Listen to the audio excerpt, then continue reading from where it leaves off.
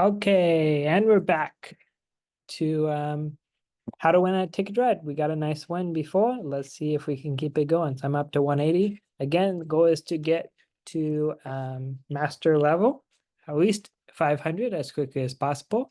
I know I can get to 500 very quickly. Whether we get to master or not, we'll see. It's actually pretty hard to get to master level at Ticket Red in the site. There's only a handful of people who do, just the way the algorithm works. We can talk about that as well, but while I'm talking about that, I am gonna start searching for a game. I'm finally rated 100, so I am able to do arena, which means these games are gonna be a lot faster. So right now, Ticket Ride, no tables, but not a problem. We can just do arena, and it'll pair me pretty quickly. I found that in Ticket to Ride, there's a lot more people who want to do arena than anything else, so arena happens faster. So on this site, to be considered a master, you have to have an ELO of 700, which is a little bit ridiculous because 700 is not possible for all games. For example, in Lost City, no one without cheating can ever be considered a master, even if you're the best player in the world. So, and that's just because of the nature of the game. The ELO system was based off of chess, and it makes sense for chess because in a game of chess, the person who is more skilled, um, significantly more skilled, will always win, in worst case, draw. But that's not how all of these games work. In Ticket Ride, based off of the missions, someone can beat someone else who's better player than them. It's okay for Ticket Ride compared to, let's say, Lost Cities, because if I play someone 10 games, the better player should win the majority of those games. However, again, there's just a more variance, and so you don't get the high ELOs that you would get in a game of chess or something like that.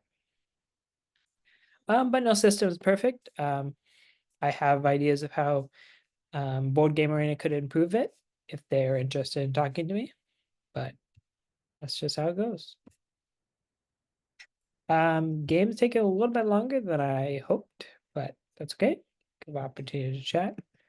Again, the goal is to climb up the rating ladder as quickly as possible. It doesn't look like there's a lot of tables up. Yeah, no tables at the moment. So I just keep waiting.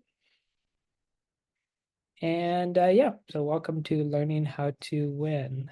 I'm just gonna tell you a little bit more about Ticket to Ride and my overall strategy while I wait for a game. So the big idea in Ticket to Ride is you got to get the most points.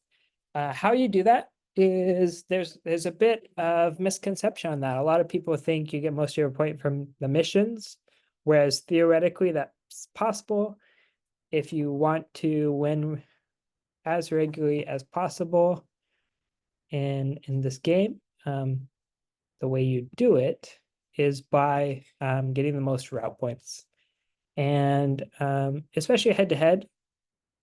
Usually that also involves longest road. It's not necessary depending on the routes you take. But here's the thing about the long routes. Not only by playing a 6, not only am I getting the most possible points I could for those six trains that I'm playing. I mean, trains are a limited resource. I can only play so many trains.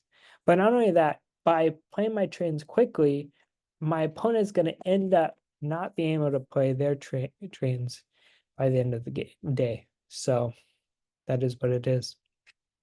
So that's the overall idea of how to win at Ticket to Ride. Finish your missions, but pay attention to the routes. Number one, pay attention to what you can pay attention to, and you should very quickly be considered one of the top players in the game. We'll see how quickly I can show that. Don't have a quick game right now, so I might sign off for now and try to get a game later. But that's the big idea. The big idea is using this very basic strategy of always taking 2 missions. Let's see how quickly I can get to a rating of 500 or even higher. And I actually just got a game, so here we go. I can show this in practice right now. So I have a nice little win streak going. I get my favorite mission, LA Miami. Uh, I will say it's tied for my favorite. There's a few other ones I really like. But LA Miami is a wonderful mission. It's only 4 routes and it's 20 points. Doesn't get much better than that. Between these two, I'm going to take Chicago New Orleans. Chicago New Orleans is one of my least favorite missions to complete. However, it's only 7 points. So I'm going to show you a bit of a strategy to do when you have an awful mission like Chicago New Orleans. I'm gonna just ignore it and just focus on completing LA Miami and taking long routes. And I'm going to show you how to play like that. Again, if you play like this, you should very quickly be able to become a expert in the game because not a lot of people know how to play it this way. First part of this strategy is pulling from the deck and getting wilds. I am noticing my opponent taking my greens. Not ideal, but that's okay. One thing that I can do, let's say worst case, he plays Houston New Orleans and then El Paso to Houston. I'll play LA to El Paso and then go up through OKC and do LA Miami that way. It's not as nice for sure. 1, 2, 3, 4, 5 routes to go through Oklahoma City minimum, as opposed to 4 routes. However, it's okay. I still get 2 very nice 6 routes. So I'm not gonna over worry about it. Also, they could be taking greens for a number of other places. You know, Portland to San Francisco is a common spot that people take greens for. I've seen a lot of different reasons to take green. High level players very quickly play Helena to Denver. That's actually a very hot route at the highest levels. I've played the top players on Board Game Arena on this site, and hopefully I'll show you some of those games when I play them again. First, I gotta get my rating up. The algorithm is set so that it won't let me play them until my rating's up. Okay, I can very soon get 6 reds, which will be amazing. I don't care about the New Orleans, but I just want a 6 route out of Miami. I'm not going to take the red from the board yet because, again, my goal is to get more wilds. I only have 2. I can see there's wilds on the deck. And there's a wild, see? Be committed. If you're committed to the strategy of fishing for wilds, be committed to it. And it doesn't work for all missions. This mainly works because I have one very doable mission and I'm not even going to bother do the other mission. This would not work if I had, let's say, LA, New York. So just bear that in mind.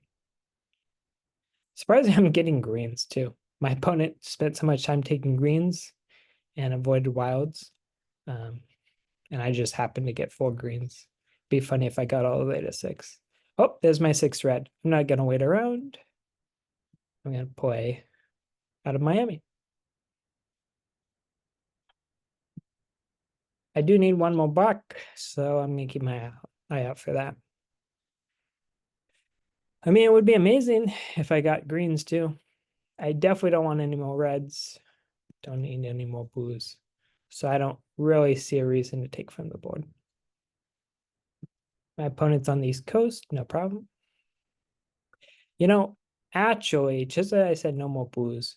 Let me think. I could play 2 blues and 5 blues on the end of my route, which is nice because, as I mentioned, longest road matters. Also, I might be blocking my opponent from Miami. I know a lot of you don't like blocking. Blocking part of the game if you want to get to over let's say 300.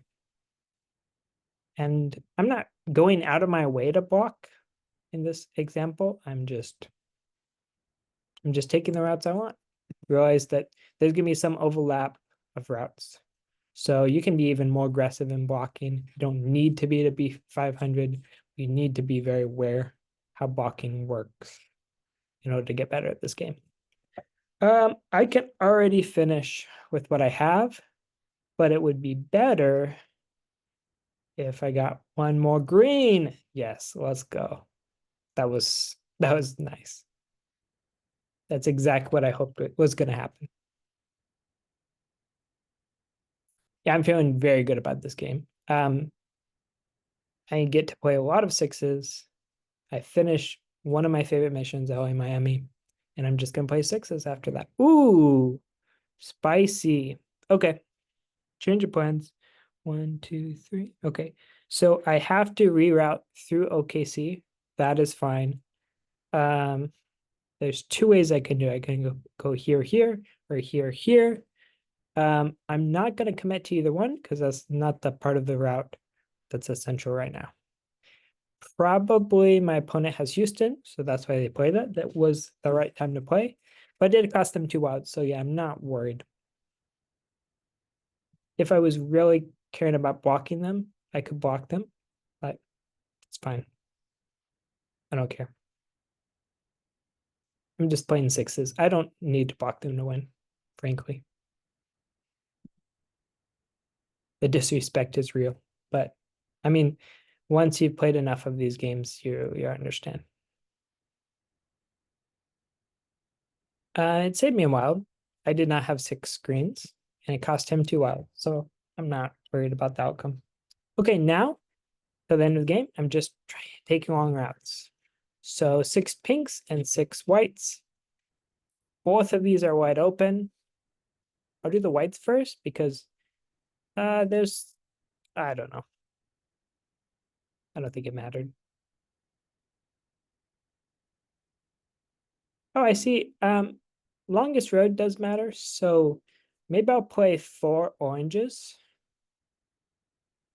And then 5 pinks. Huh. What do I think about that?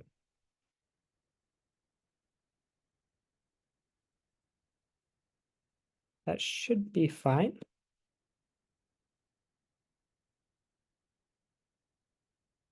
Okay, so a little math. A 4 and a 5 out is worth 17. A 6 and a 3 out is worth 19. So I'm just gonna do. I don't think it's gonna matter for longest road. I'm just gonna punt longest road and take the more points. If I'm wrong, I'm wrong.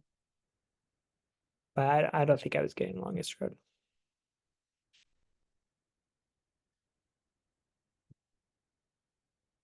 But I think I'm gonna win. So we'll see. I'm up by 32 points going into the count, which is pretty nice lead. And yeah, he just has small missions, so I won.